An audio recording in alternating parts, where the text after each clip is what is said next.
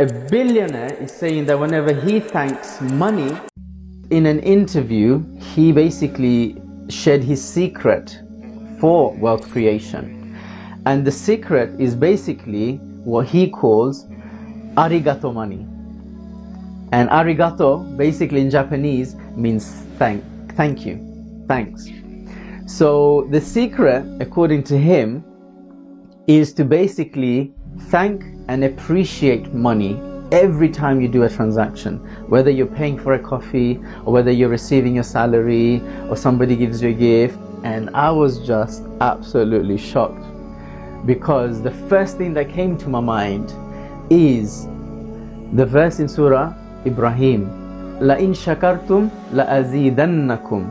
If you are grateful to me, I will increase you.